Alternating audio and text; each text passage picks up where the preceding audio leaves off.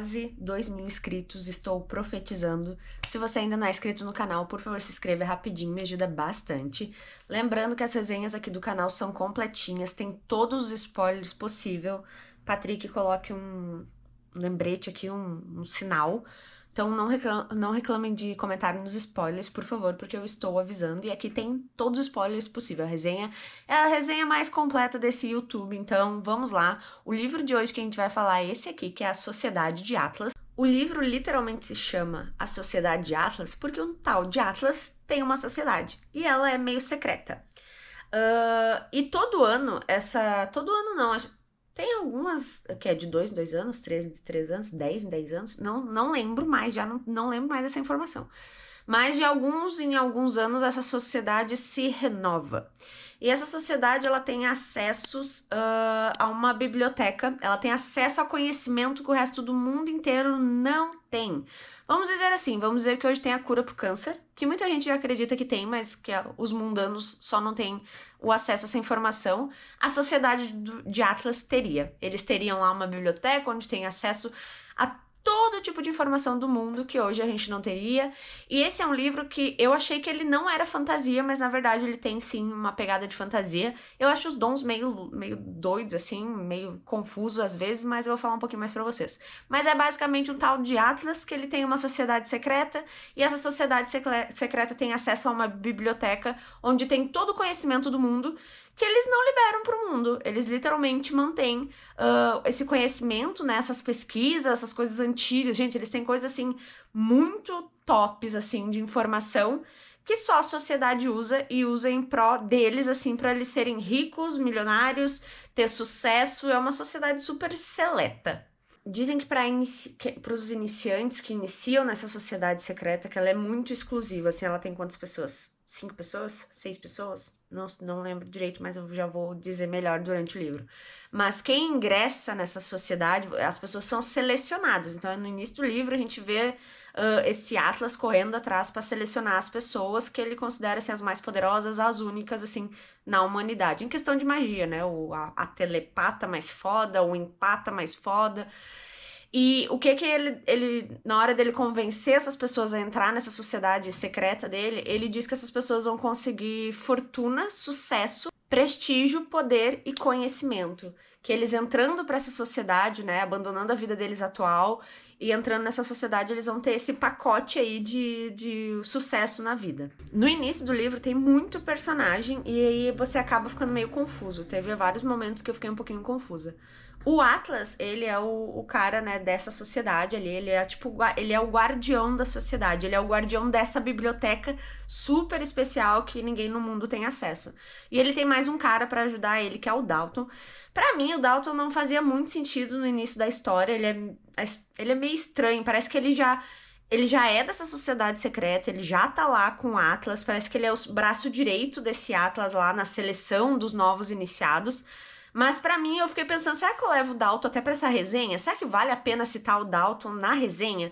Então, assim, pro início eu não ia citar ele, mas eu vou falar dele agora, porque pro fim ele pode ser uma figura meio importante. A gente não sabe no início qual que é o poder do Dalton, né? Ele tá lá nessa sociedade, ele tá nessa biblioteca estudando, fazendo pesquisas, então ele deve ter algum poder super bom, porque ele foi um dos selecionados na seleção passada. Então, nesse início a gente tem o Atlas e o Dalton. Aí a gente vem pros selecionados, né, dessa edição da Sociedade Secreta. E a gente começa com a Libby e com o Nico. Ambos são físicos, eles conseguem mexer com a matéria, assim, do mundo. Pra mim, o poder deles é o mais confuso. Não ficou claro pra mim qual que é o poder deles, mas só diz que eles são físicos. Então, eles mexem com a matéria física do mundo. Sei lá, eles metem com a gravidade, tipo, é muito confuso, assim. Mas pelo que a gente já entende da história, ambos estudam na mesma escola, na mesma faculdade, na verdade. Ambos são muito fodas de magia, eles são físicos maravilhosos. E eles se odeiam. E pra mim, foi só isso que fez eu continuar o livro. Pelo fato deles se odiarem, eu disse, ambos são bons. E ambos se odeiam. Vai ter um Enemies to Lovers aí. Eu disse, meu Deus, esse é o livro, é o Enemies to Lovers do ano. Eu vou ler esse livro por causa deles. Então a gente tem o Nico e a Libby. Ambos são recrutados pra essa sociedade, e aí até ficar na dúvida do tipo, precisa de dois físicos, sendo que eles têm quase o mesmo poder? Por que o Atlas tá levando os dois? Não poderia ser um só, se ele tá selecionando, né, pessoas com poderes diferentes e um só de cada, né? Por que ele tá levando os dois físicos? E eles se odeiam, gente, assim, dá pra ver que é muito bom. E a Libby até então, ela tem namorado. E aí eu fico, ai meu Deus, eles se odeiam, vai rolar alguma coisa. Mas assim, ambos são bons e ambos foram os primeiros selecionados, né, pra sociedade do Atlas. Pelo também o que ficou, assim, parece que a Libby, ela é uma física, o Nico também, mas parece que a Libby, ela consegue manipular mais o fogo. E o Nico, ele consegue dar até tremores de terra, assim, sabe? E foi algo super legal, porque teve um momento que tava tremendo, assim, as coisas, e a Libby, ei, para de tremer. Eles se odeiam tanto, mas eles se conhecem tanto ao mesmo tempo, eles parecem assim um imã, sabe? Um se aproxima, um puxa o outro sem querer, tipo... É uma coisa que no segundo livro, no fim desse livro e no segundo livro, isso se desenvolve um pouquinho melhor, assim, tipo... Eles se odeiam tanto, ambos são muito poderosos, mas parece que um longe do outro, eles se enfraquecem. Parece que eles precisam ficar juntos, sabe? E aí eu fico o tempo todo pensando se isso vai evoluir pra algo mais romântico, né? Eu li o livro nessa esperança. Deu certo? Não sei. Vamos ver os próximos capítulos. Aí tem um momento que a Libby, ela é muito questionadora. Ela é uma pessoa muito certinha. O Nico já é mais doidinho assim, mas a Libby não. E aí quando o Atlas vai fazer a proposta pra eles, ele diz assim, nós selecionamos 6, mas a gente só fica com 5 na sociedade. Então você sabe que você pode ser convidado, mas uma pessoa vai cair fora. Então talvez é por isso que vale a pena levar os 2 físicos. Talvez um só fique. Mas tem uma pegadinha nesse de vão 6, mas só 5 ficam. Talvez vocês já estão entendendo o que acontece. Então, são 6 pessoas selecionadas e só 5 ficam na sociedade. Aí depois a gente vem para uma outra selecionada, que é a Reina. Ela tem um poder de manipular a natureza, ela consegue gerar vida, ela consegue falar com as flores, com o mato, com a grama, ela consegue... É realmente uma coisa bem focada em natureza. Ela é uma pessoa extremamente fechada. Ela me passou uma vibe da... Lembra daquela moça do... Não sei se todo mundo viu o Sense8, que tinha a moça lá... Ai, gente, desculpa, mas eu não sei se ela era japonesa, chinesa... Não sei. Mas a Reina, ela mora em Tóquio, então, né, acredito que ela seja asiática. E ela me passou muito aquela vibe da moça lá do Sense8 que era brabona, lutona. A Reina é assim, ela é super poderosa. Dá pra ver que tem um drama familiar dela ali, mas ela é uma das selecionadas também pra sociedade do Atlas. Tem um outro selecionado que é o Tristan, vamos chamar de Tristan. Ele consegue ver através de visões. Não é meio assim. Vamos dizer assim, que eu coloquei um feitiço no meu rosto pra não ficar mais bonita. Ele consegue ver a verdade. Ele consegue ver através de ilusões, não é através de visões. É através de ilusões. Esse é o poder dele. Ele consegue ver onde tem magia. Se eu tô burlando alguma coisa aqui com magia, ele diz, aquilo dali tá com magia. Aquilo dali tão escondendo. E tem mais algumas coisas que o Tristan vai fazendo durante o livro, só que nem ele entende o poder dele. E aí a gente fica pensando, o que o Atlas quer com um cara que a gente não entende muito bem o poder dele, nem o próprio cara entende. Então, assim, tem o Tristan, ele vai ser super relevante pro primeiro e pro segundo livro, mas nesse início a gente não entende muito bem o poder dele, nem ele entende porque que ele tá sendo recrutado, se nem ele entende o poder dele. A gente tem um personagem também que é um dos selecionados da sociedade, que é o Calum. Esse é o personagem mais doidão, assim, da história. Ele é um empata. Eu acho que é empata, ou empata, não lembro. É alguma coisa com pata. Ele consegue manipular as emoções das pessoas. E já de cara a gente descobre que isso é extremamente perigoso. Porque ele simplesmente pode olhar na sua cara e falar: pegue uma arma, aponte na sua cabeça e se mate. Esse é o poder dele. Ele pode olhar pra você e falar: pule na água e morra afogada.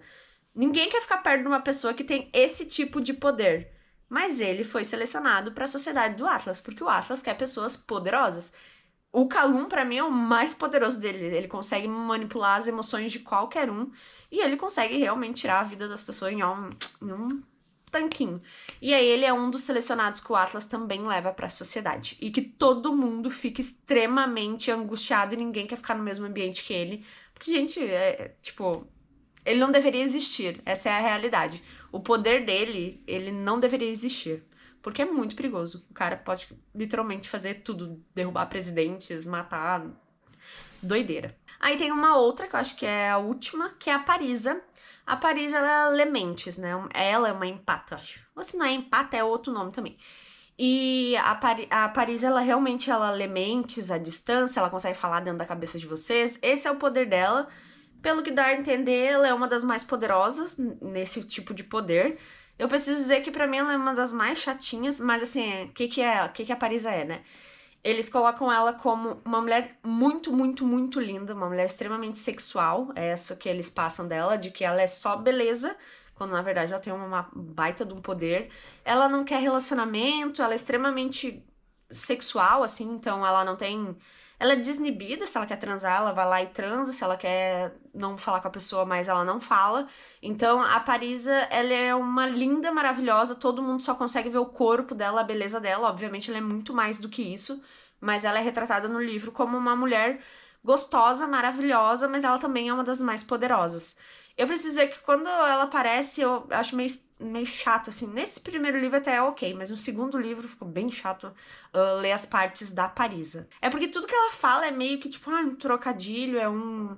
Ai, não sei, sabe? Parece que ela fala e não sai do lugar. Mas ela é importante na história. E aí, então, ele já tem os 6 selecionados, que é a Lib e o Nico, que são os 2 físicos. Tem o Calum, que é o cara que mexe com as emoções. Tem a Parisa, que é a mina que lê mentes e fala na mente. O Atlas também lê mente, então ele seleciona uma pessoa que tem o mesmo poder que ele, que também achei meio estranho. E a gente tem a Reina, que é a quinta pessoa, e a gente tem o Tristan, que é o cara que vê através de ilusões, que ele vê a magia, né? Ele consegue identificar onde estão usando magia. Então a gente tem 6, lembrando que a seleção é para que tenha 5. Tem um outro personagem que eu li o livro e eu ficava pensando, será que eu marco esse cara no livro? Será que ele vai ser importante pra resenha? Que é o Gideon. Gideon, eu vou chamar de Gideon, porque é assim que na minha cabeça que tá. Ele é amigo do Nico. Ele parece ser uma criatura. Ele não é um humano normal, ele é uma criatura. A mãe dele é uma sereia. Pelo que eu entendi, a mãe dele é uma sereia vigarista que fica usando o filho. O Gideon, ele anda, o poder dele é andar entre o mundo dos sonhos. Então você tá dormindo, ele consegue entrar no teu sonho, falar contigo. Ele consegue resgatar pessoas dentro dos sonhos delas. Então ele tem um poder muito importante. E ele é colega de quarto do Nico. No primeiro livro, a gente nota que ele e o Nico são muito próximos. E às vezes rola uns papos assim que você fica pensando, será que eles são um casal? Será que eu tô shippando a pessoa errada? Será que eu tô shippando o Nico com a Lib quando na verdade é o Nico com o Gideon? Não sei, mas eles são super amigos e mais, principalmente no segundo livro, o Gideon vai ter um papel muito importante, então eu realmente preciso citar ele aqui, mas ele não faz parte da sociedade, mas ele é um amigo do Nico e ele anda no reino dos sonhos e isso vai ser super importante pra história mais pra frente. No início eles estão lá, né, tá os 6, iniciando, né, o seu início ali naquela sociedade. Eles moram literalmente numa biblioteca, obviamente tem quarto, cozinha e tudo, mas a biblioteca meio que tem cérebro. A biblioteca vai liberando alguns livros, algumas coisas pra ele, mas o que ela quer, o que ela acha que eles têm um nível de autorização. Porque eles ainda não passaram completamente, porque são 6, tem que virar 5. E aí o Atlas, ele dá uma primeira tarefa pra eles, que é fazer a proteção daquela biblioteca. Que é literalmente, eles não divulgam realmente nada que tem na biblioteca pro mundo, é só pra aquela sociedade, que é algo extremamente egoísta, né? Porque se ali, vamos dizer, tem um tratamento pro câncer, todo mundo devia ter acesso. Não só algumas pessoas que vão virar a elite no futuro. Então, a sociedade é bem cuzona nesse caso. E aí o Atlas fala que eles precisam, né, ajudar a defender a biblioteca. Então, assim, coisas mágicas, né, de proteção e tal. E aí os iniciados, né, que são esses 6, eles já têm algumas tarefas ali para iniciar as proteções daquela biblioteca. E aí já na primeira noite deles, que eles vão pra, né, começar a pensar nesse negócio de proteção, a biblioteca já é atacada. Realmente, entre algumas pessoas conseguem passar pelas proteções mágicas e eles começam a atirar e o Nico, se eu não me engano, ele toma um tiro de raspão ou algo assim. Mas ele é um dos físicos, então ele consegue até mudar o movimento da bala, né? Um negócio meio gravitacional, assim. Mas ali eles já notam que, tipo, ei, no que a gente entrou? Nos prometeram fortuna, nos prometeram pesquisa, sabedoria, que tô aqui agora tomando tiro, tentando proteger uma biblioteca. Então eles ainda estão tentando entender que história é essa de sociedade, né? Por que é tão exclusiva, mas ela já é atacada na primeira noite. Daí o Atlas explica, aí eles vão cobrar pro Atlas uma explicação, por que a biblioteca tá sendo atacada, por que eles estão tendo que defender. Aí o Atlas explica que uma hora ou outra sempre alguém quer tentar invadir a biblioteca, pessoas que não foram selecionadas, pessoas do governo, né? Tem o Tristan ali, principalmente, ele tem o pai dele que é meio trambiqueiro, meio foda, meio mafioso, e o próprio pai dele tá tentando invadir a biblioteca. Outras pessoas sabem que essa biblioteca existe, que essas outras pessoas se chamam o Fórum, que é tipo uma outra sociedade que quer que a sociedade do Atlas ali não exista, porque esse fórum ele quer dar acesso, quer que o mundo tenha acesso à biblioteca, e não só essas pessoas selecionadas. Então toda hora essa biblioteca tá sofrendo ataques de pessoas externas querendo invadir a biblioteca e ter acesso ao conteúdo que a biblioteca tem e distribuir esse conteúdo. Aí você pensa que, nossa, realmente o pessoal de fora parece estar mais certo do que essa sociedade do Atlas. Aí eles ainda estão tentando entender como é que vai acontecer essa seleção, como é que eles vão...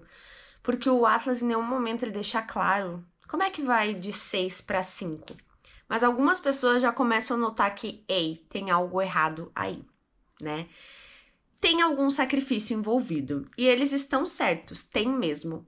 Um deles tem que morrer. Mas até todo mundo chegar nessa conclusão, eles têm só teorias que eles não compartilham entre eles. Então, aos poucos, a Parisa entendeu que isso que eles vão ter que fazer um homicídio. Depois, o Calum entende que eles vão ter que fazer algo. E aí vai se dizimando entre eles. A pessoa que menos concorda em fazer algo desse tipo é a Lib. Porque, como eu falei, a Lib ela é mais fofa, ela é a física, né? Ela é mais fofa, ela é mais certinha. E pra ela, né, isso nem... Tanto que ela é a última pessoa a saber que eles têm que matar alguém entre eles. E o Atlas tem um momento que ele diz que é isso mesmo, mas que ele não vai ter envolvimento nenhum. Eles vão ter que entrar em um consenso entre eles, os 6, e matar um deles. E aí, obviamente, cada um já começa a se proteger, cada um já começa a fazer aliança. O Nico, ele faz uma aliança com a Reina. E a Lib, dá pra ver que a Lib fica meio com ciúmes. É isso que eu fico dizendo, eles vão ser um par romântico. Mas eles dizem que a Lib, a única pessoa que ela conhece ali de verdade é o próprio Nico, que é o cara que ela odeia. Mas é a única conexão que ela tem de verdade. E aí ele tá fazendo mais par com a Reina. Mas ele não vai deixar ela de fora. E aí ele e a Rhodes também, Lib Rhodes, ele e a Lib também acabam formando uma aliança ali.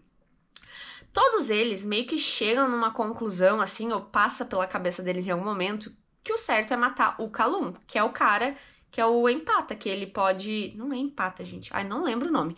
Mas que é o cara que ele pode olhar pra ti e falar assim, pule da janela, e você vai pular. Ele tem um poder mais perigoso. Eles dizem que ele não deveria existir no mundo. Então eles meio que começam a falar que se eles fossem matar alguém entre eles, seria o Calum. Só que daí a gente vem para um outro ponto. Quem seria a pessoa que ia matar o Calum? Né? Tomar uma decisão é fácil, realmente fazer é outros 500. E aí leva um tempo, assim, até eles formarem um plano, até eles tomarem uma decisão. Enquanto isso acontece, a Parisa, que é a que lê mente e tal, ela é bem próxima do Tristan, que é o cara lá que consegue visualizar a magia, né? Ver onde tem magia ou não. Eles meio que querem trazer mais pessoas pro lado deles. Como eu falei, tá se formando alianças durante o livro, porque, né, alguém tem que morrer, então tu tem que formar uma aliança ali pra não ser você a pessoa morta. Aí a Parisa faz com que o Tristan e ela e a Lib se juntem. Mas se juntem como?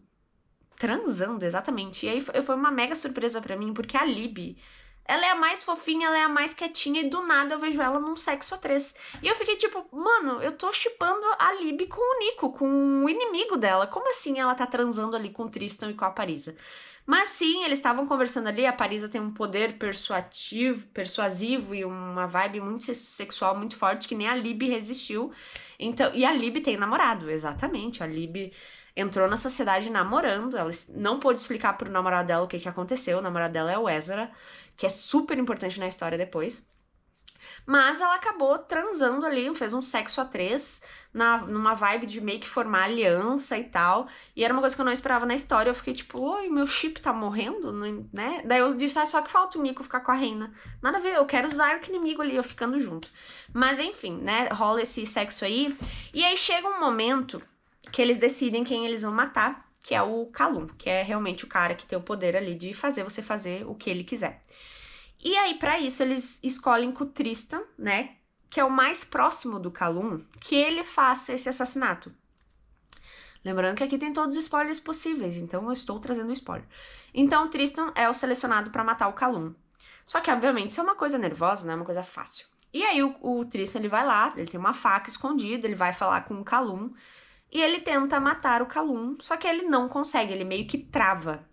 E o Calum, ele não vou dizer que ele lê mentes, porque ele não lê, mas ele é um empata tão bom, assim, que é de, né, fazer com que ele mexe, ele sente as suas emoções, ele mexe com as suas emoções. Tem até uma coisa muito engraçada que tem um momento no início do livro, a Lib, ela fala demais, ela questiona demais, e tem uma hora que a Lib fica 1 hora em silêncio.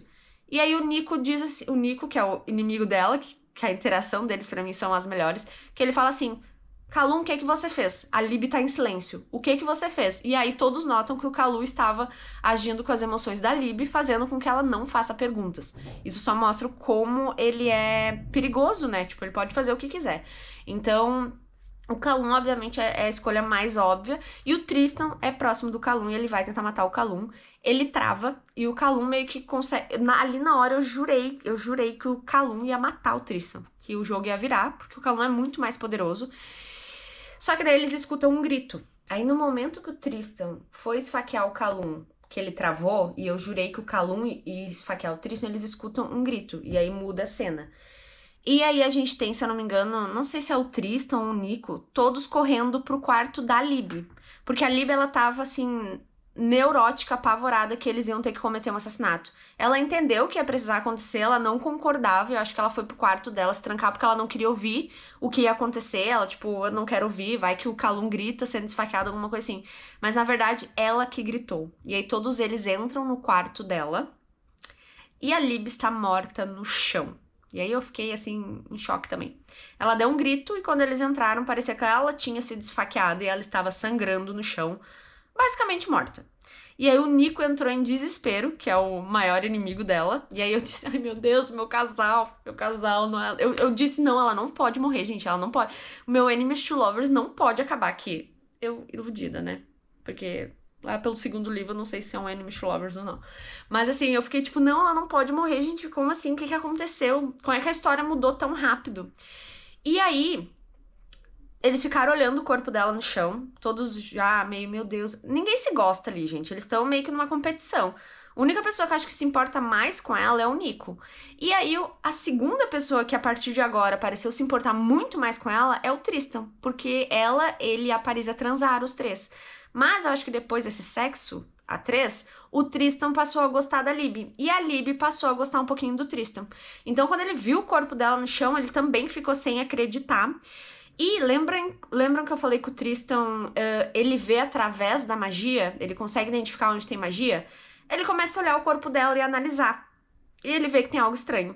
Ele fica dizendo, essa não é a Lib. Tem algo errado. Esse não é o corpo dela. E ele começa a procurar uma mancha que durante o sexo ele viu nela na perna. E aí ele começa a achar a mancha meio estranha. Ele começa a realmente analisar o corpo dela. E ele diz, não, não é ela. Eu sei que a gente tá vendo o corpo dela, mas não é ela. E aí o Nico fica, do que você tá falando? O Nico apavorado. O Nico acho que é a pessoa que tá mais próxima, assim, de chorar no chão, olhando o corpo da Lib. E aí eles meio que entram no fim do livro num consenso de que todos começam a confiar no Tristan. Ele diz, não é a Lib. Alguém sequestrou ela e colocou esse corpo aqui. Esse corpo não é o da Lib. Lembrando que é um livro de magia, então tudo é possível. Mais pra frente a gente entende que isso é uma animação.